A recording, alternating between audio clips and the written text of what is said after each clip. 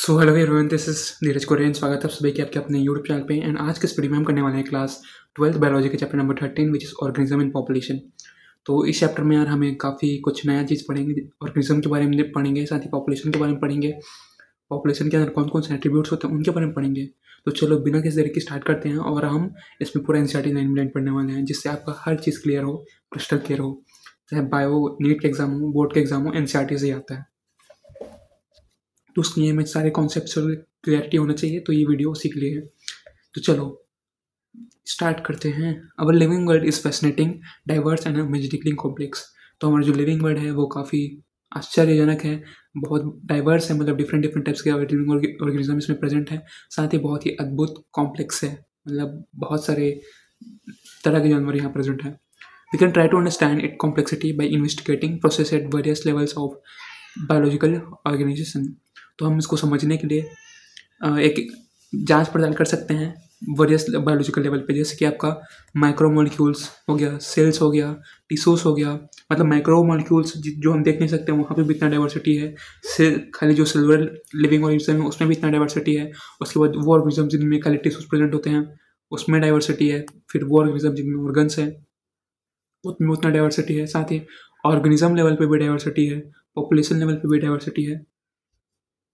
साथ ही communities, ecosystem and biomes. और ये सीरीज ऐसा है ना भाई, ये सबसे छोटा बड़ा बड़ा बड़ा बड़ा होते होते यहाँ तक आया है, बायोम्स तक। एट एनी लेवल ऑफ इसी को हम बोलते हैं biological system of level. At any level of biological organisation we can ask two type of question. हम किसी भी जो बायोलॉजिकल लेवल है इसमें से तो हम दो तरह के क्वेश्चन पूछ सकते हैं। For example, when we hear about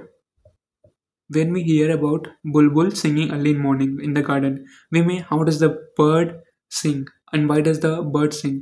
तो जब भी हम बुलबुल, एग्जाम्पल के तौर पे दो तरह क्वेश्चन पूछते हैं। तो जब भी हम बुलबुल को गाना गाते सुनते हैं तो हमारे दिमाग में दो तरह क्वेश्चन आते हैं कि बर्ड सिंग कैसे करते हैं, और ये बर्ड सिंग कैसे करता है, और ये करते हैं क्यों है सिंग। द हाउ टाइप क्वेश्चन एक मैकेनिज्म, दो जो हाउ टाइप होते हैं उसके अंदर मैकेनिज्म जानते हैं, मैकेनिज्म पूछता है।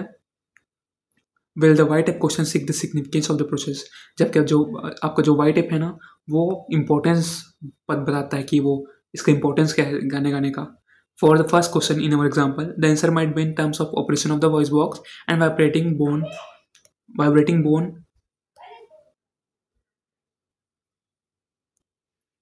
पहले क्वेश्चन का आंसर क्या है, हाउ टाइप का। तो ये सिंपल उसके वॉइस बॉक्स कमांड करता है और उसके अंदर वॉइस बॉक्स में वाइब्रेशन होता है, इसलिए वो वर्ड गाती है। जबकि आपका जो दूसरा टाइप का क्वेश्चन है, सेकेंड टाइप का क्वेश्चन, उसमें ये भी क्या है answer, birds need to communicate with its mate during breeding season. तो बर्ड्स को पार्टनर चाहिए मेटिंग करने के लिए, तो उसके लिए वो फीमेल या फिर मेल फीमेल को ट्रैक कर रहे हैं, फिर फीमेल मेल को ट्रैक कर रहे हैं। When you observe nature around you with a scientific frame of your mind, you will certainly come up with many interesting questions of both types। तो जब आप नेचर को अपने आसपास इसी साइंटिफिक फ्रेम से देखोगे तो आप बहुत इंटरेस्टिंग क्वेश्चन आएंगे आपके दिमाग में, वो भी दोनों तरह के। जैसे कि why are night blooming flowers generally white, कि जो रात में फूल खिलते हैं वो जनरली वाइट क्यों होते हैं। साथ ही how does the bee know which flower has nectar, और कैसे बी को पता चलता है, मतलब मधुमक्खी को कैसे पता चलता है कि किस फ्लावर के पास नेक्टर है, कहाँ से मुझे शहद मिलेगा, ऐसा। आई होप आपका ध्यान इस वीडियो पे है। Why does cactus have so many thorns, कि कैक्टस के पास इतने सारे थॉर्न्स क्यों प्रेजेंट है, कांटे क्यों प्रेजेंट है। और how does the chick spurs recognise her own mother, और चिक अपने मम्मी को पहचानती कैसे है यार। Do you have any idea, chick अपनी मम्मी को पहचानती कैसी है, और so on. You have already learned in previous classes that ecology is a subject which studies the interaction among। आपने पिछले क्लासेस में इकोलॉजी के बारे में पढ़ा होगा। इकोलॉजी क्या है, ecology is a subject which studies the interaction among organisms and between the organisms and it's physical environment. तो इकोलॉजी क्या है, इकोलॉजी वो सब्जेक्ट है जहाँ हम पढ़ते हैं कि ऑर्गेनिज्म एक दूसरे के साथ इंटरेक्ट कैसे करते हैं। साथ ही ऑर्गेनिज्म एक दूसरे के साथ तो हो गया, और ऑर्गेनिज्म अपने इन्वायरमेंट के साथ कैसे इंटरेक्ट करता है इसको हम जानते हैं। Ecology is basically concern with 4 levels of biological organisation. तो हमारा जो इकोलॉजी है, इकोलॉजी क्या क्या वो एक सब्जेक्ट जिसमें हम लिविंग ऑर्गेनिज्म के इंट्रैक्शन और लिविंग ऑर्गेनिज्म का एक दूसरे के साथ इंट्रैक्शन, साथ ही लिविंग ऑर्गेनिज्म का अपने इन्वायरमेंट के साथ इंट्रैक्शन, उसके बारे में पढ़ते हैं। इकोलॉजी के अंदर 4 लेवल्स ऑफ बायोलॉजिकल ऑर्गेनाइजेशन है। पहला है ऑर्गेनिज्म, ऑर्गेनिज्म हुए हो गया, पॉपुलेशन हो गया, कम्युनिटीज हो गया एंड बायोम्स हो गया। टोटल 4 लेवल है। In this chapter we will explore ecology at organismic and population level. तो हम इस चैप्टर में ऑर्गेनिज्मिक एंड पॉपुलेशन लेवल तक पढ़ेंगे। For both students, I think this topic is not, so you can skip this part. You can see the timestamp. 13.1 Organism and its environment. Ecology at the organism level is essentially physiological ecology, which tries to understand how different organisms are adapted to their environment, terms not only survival but also reproduction. तो organismic level में हम क्या देखते हैं पता है? Physiological changes देखते हैं, जैसे कि कैसे हाउ डिफरेंट ऑर्गेनिज्म अपने माहौल के साथ अडेप्ट रहते हैं और कैसे वो सर्वाइव करते हैं, साथ ही वो रिप्रोड्यूस कैसे करते हैं। You may learn in earlier classes how the rotation of our planet around the sun tilt axis causes annual variation in intensity during of temperature resulting in distinct season. तो अपने पहले ही बचपन में पढ़ा होगा कि कैसे हमारा जो सन है वो एक जगह स्थिर है और हमारा अर्थ गोल गोल घूमता है और अपने एक्सिस पे भी घूमता है, जिस वजह से हमारा जो सीज़न है उसका वेरिएशन होता है और कई जगह अलग अलग टेम्परेचर होता है, कई सीज़न होते हैं। इससे ना क्या होता है पता है? हमारा जो वेजिटेटिव रिप्रोडक्शन है, साथ रिप्रोडक्शन का टाइम है वो बदलता रहता है, जानवरों में या पौधों में भी। This variations together with annual variation in precipitation. Remember precipitation include both rain and snow. आपको याद रखना है कि प्रेसिपिटेशन का मतलब रेन और स्नो होगा, कि कितना बारिश गिर रहा है, कितना बर्फ गिर रहा है। तो this variation together with annual variation in precipitation account for the formation of major biomes such as desert, rain forest and tundra. तो ये जो वेरिएशन है, टेम्परेचर का वेरिएशन मतलब सीजन का वेरिएशन, साथ ही जो प्रेसिपिटेशन का वेरिएशन किस चीज़ के लिए जिम्मेदार है? जितने नए नए डेसर्ट्स हैं उन सब के लिए, जितने नए नए क्या बोलते हैं मेजर बायोम जैसे कि डेसर्ट, रेगिस्तान हो गया, रेन फॉरेस्ट हो गया, टुंड्रा, इन सब के लिए रिस्पॉन्सिबल है। चलो सबको एक एक करके देखेंगे। Regional and local variations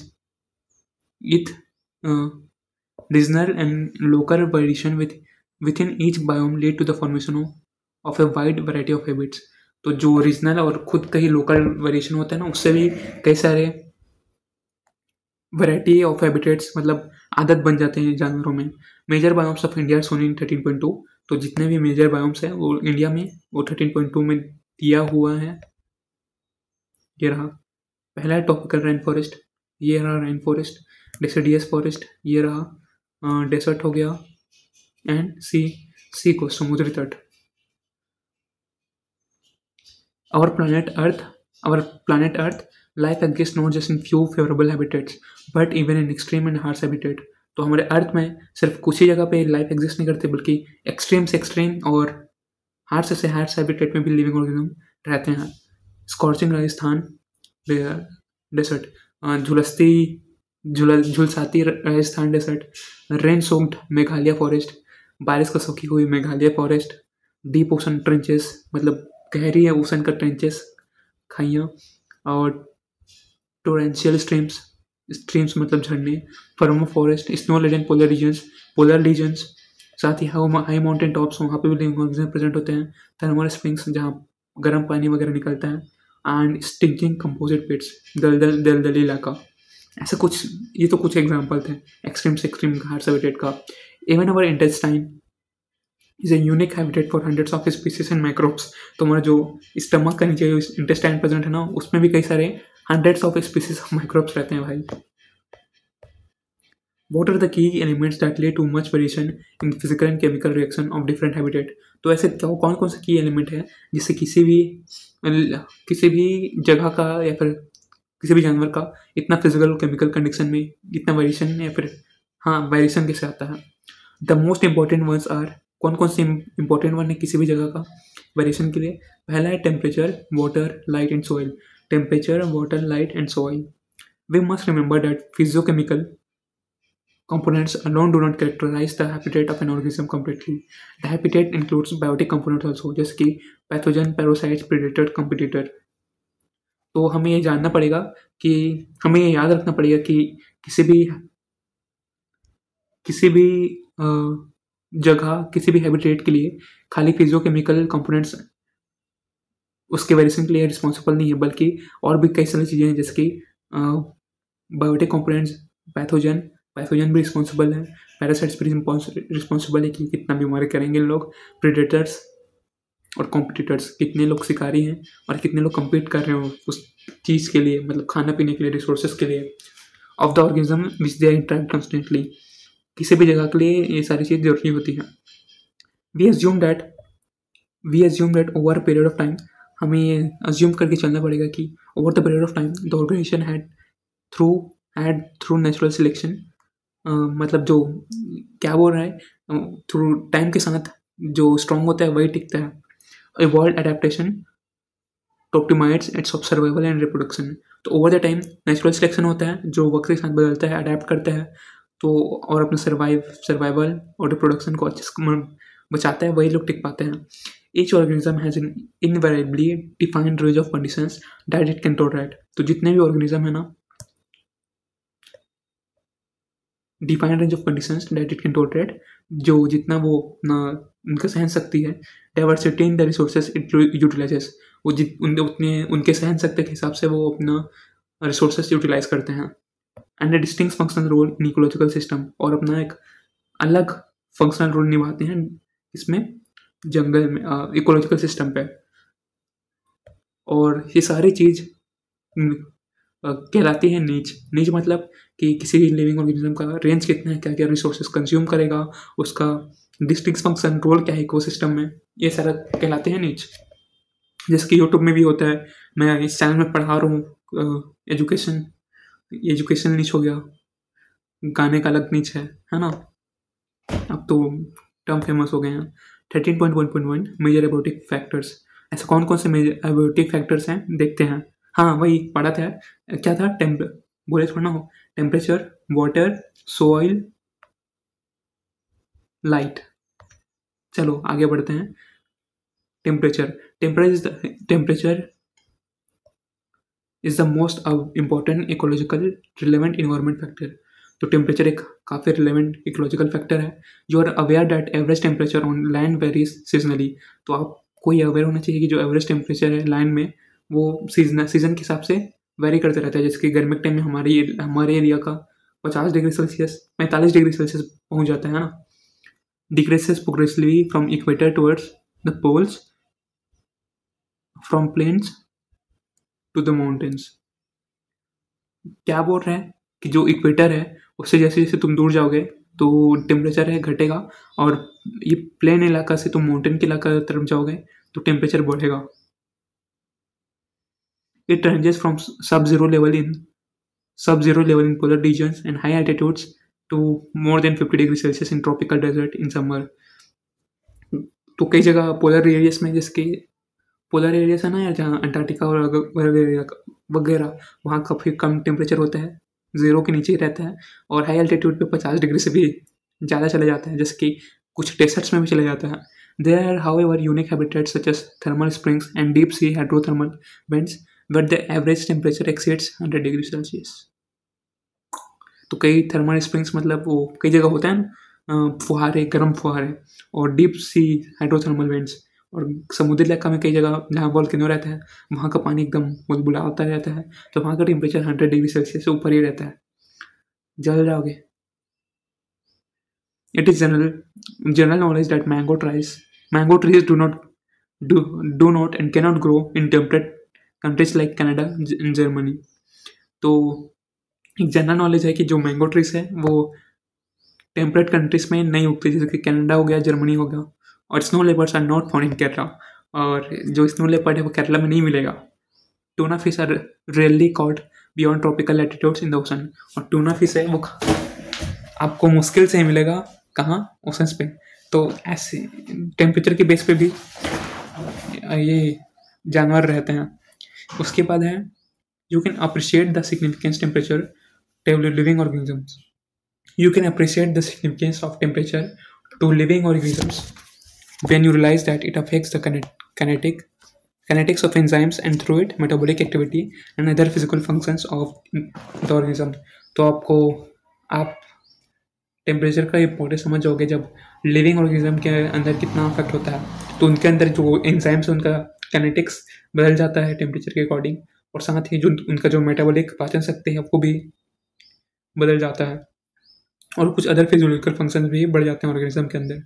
A few organisms can tolerate and thrive in a wide range of temperatures. They are called eurythermal। तो कुछ ऑर्गेनिजम्स ना बहुत सारा रेंज ऑफ टेम्परेचर झेल सकते हैं, उनको कहते हैं eurythermal organisms. But a vast majority of them are restricted to narrow range of temperatures. But ज़्यादातर ऑर्गेनिजम्स ना कुछ ही रेंज ऑफ टेम्परेचर्स पे सर्वाइव कर पाते हैं। Such organisms are called stenothermal. जो सब जगह सर्वाइव कर लेते हैं उसे यूरीथर्मल, जो कुछ जगह पे सर्वाइव करते हैं कुछ टेम्परेचर पे stenothermal. The levels of thermal tolerance of different species determine to a large extent their geological distribution। I hope आपको समझ में आ रहा होगा। द लेवल ऑफ फोकस किधर है, नजर स्क्रीन पर। The levels of thermal tolerance of different species determine to a large extent their geographical distribution. तो जो लेवल है थर्मल टॉलरेंस का मतलब किसी भी लिविंग ऑर्गेनिज्म में उनका सहन शक्ति थर्मल मतलब टेम्परेचर के प्रति उनके आसपास के जियोग्राफिकल एरिया को भी डिसाइड करता है। Can you think of a few eurythermal and stenothermal animals in plants. तो क्या आप सोच सकते हो कुछ eurythermal and stenothermal plants and animals के बारे में। In recent years, there has been a growing concern about gradually increasing global warmings।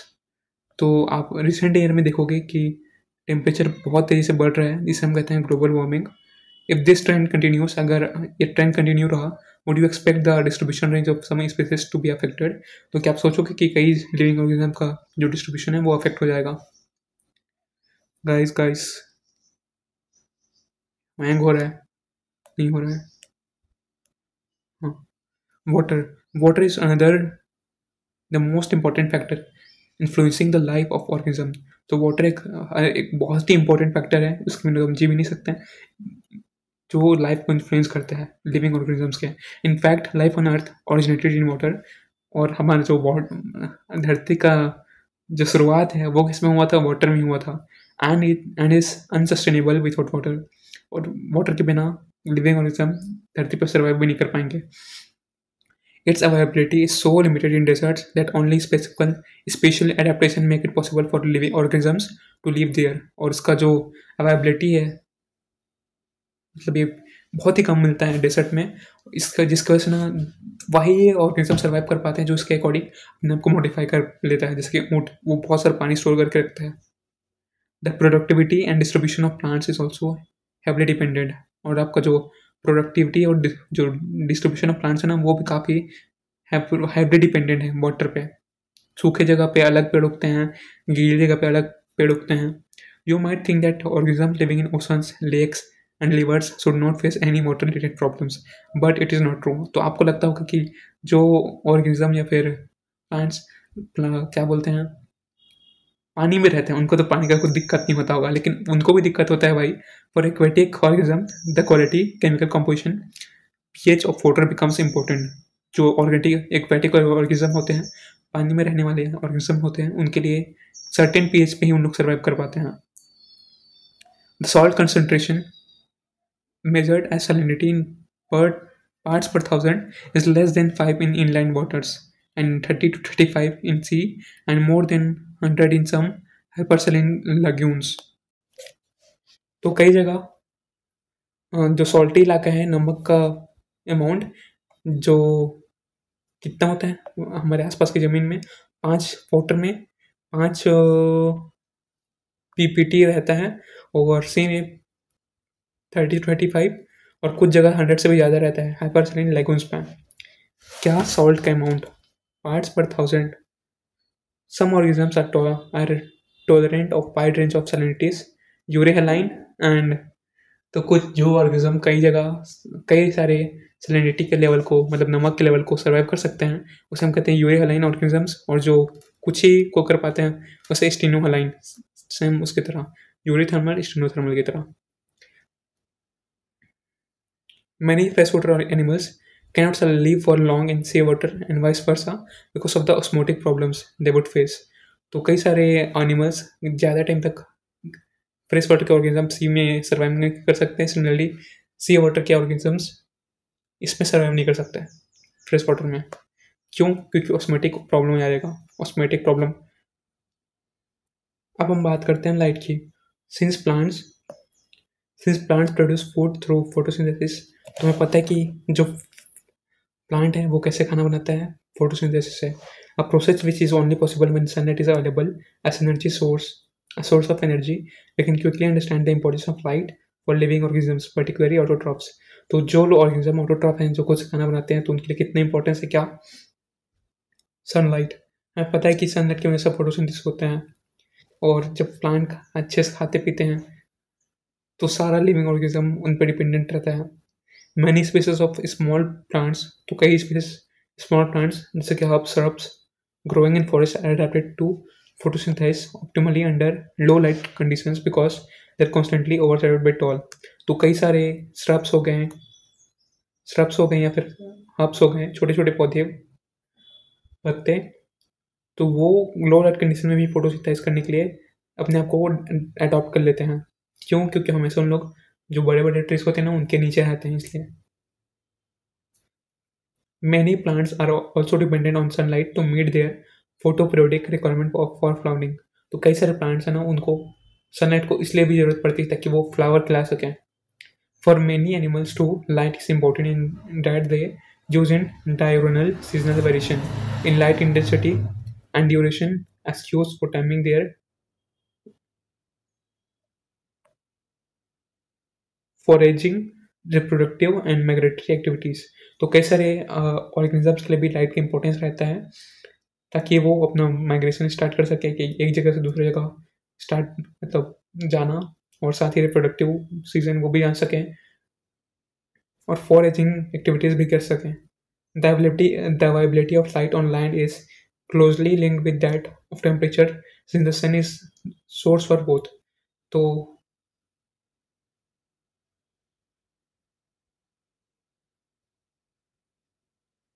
जो अवेलेबिलिटी है लाइट का धरती में, साथ ही तो जो अवेलेबिलिटी है लाइट का काफ़ी ज़रूरी है लैंड के लिए, क्योंकि जो सनलाइट है, सन है, वो दोनों के लिए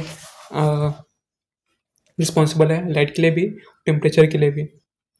but less than 500 meter in the oceans, the environment is dark and its inhabitants are not aware of the existence of a celestial source of energy called sun। तो जो समुद्री तट पे जो गहराई है 500 मीटर से ज़्यादा, उन सारे ऑर्गेनिजम्स के लिए सन क्या होता है उनको पता भी नहीं होगा।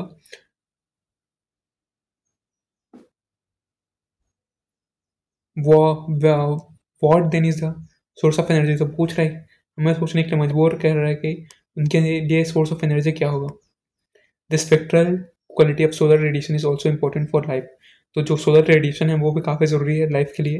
The UV component of the spectrum is harmful to many organisms, well not all the other components of the visible spectrum are available for marine plants living at different depths of the plant ocean। तो जो क्या बोलते हैं यार, UV component है spectrum solar सन का, वो भी काफ़ी ज़रूरी है कई सारे ऑर्गेनिजम्स के लिए। और सारे जो कलर कंपोनेंट्स हैं विजिबल स्पेक्ट्रम, वो मरीन प्लांट्स के लिए उतना अवेलेबल नहीं होते। Among the red, green and brown algae, the inhabited the sea, which is likely to be found in the deepest waters। Why? और पूछ रहा है कि जो रेड, ग्रीन, ब्राउन एल्गी में से कौन सा हैबिटेट सी में, सी के नीचे पाया जाता है। एक सेकंड यार, ये हमारा क्वेश्चन है, आप कमेंट में बता देना यार please. Soil, the nature and properties of soil in different places vary. तो जो सॉइल का जो नेचर है वो कई जगह पे वेरी करता है। इट इज़ डिपेंडेंट ऑन कि किन किन चीज़ों पर डिपेंड है, क्लाइमेट पे, साथ ही वेदरिंग प्रोसेस पे, मतलब कैसे वो पत्थर से मिट्टी बना, वेदर सॉइल इज ट्रांसपोर्टेड और sedimentary, and how soil development occurred, कि वो सॉइल ट्रांसपोर्टेड है या फिर सेडिमेंट्री है, वहीं पे बना है, और उसका डेवलपमेंट कैसे हुआ है। various characteristics of the soil such as soil composition, grain size in aggregation determine the pre-collision and water holding capacity of the soil। तो कई सारे कंपोनेंट जैसे कि सोयल कंपोजिशन, ग्रेन साइज मतलब गिट्टी पत्थर का साइज, उनका इकट्ठा होने का तरीका, ये डिसाइड करता है कि वाटर कितना पानी होल्ड कर सकता है। This characteristics along with the parameters such as pH, mineral composition and topography determine to large extent the vegetation in an area. तो इनके साथ ही कुछ पैरामीटर जैसे कि पीएच, मिनरल कंपोजिशन की वो जगह पे कौन कौन से मिनरल हैं, और टोपोग्राफी जिसके मदद से हम कोई भी वहाँ पर कौन कौन सा खेती कर सकते हैं ये बता सकते हैं। This in turn detects the type of animals that can be supported, और इससे हम पता कर सकते हैं कि कौन सा एनिमल यहाँ पे सर्वाइव कर सकता है। Similarly in aquatic environment the sediment characteristics often determine the type of benthic animals that can thrive there. Similarly जो एक्वाटिक एनिमल्स हैं, तो वहाँ का जो समुद्री तट है उससे हम पता कर सकते हैं कि यहाँ कौन कौन से एनिमल सर्वाइव कर सकते हैं। तो यार इस टॉपिक को यहीं ख़त्म करते हैं, मिलते हैं नेक्स्ट टॉपिक पे जल्द ही।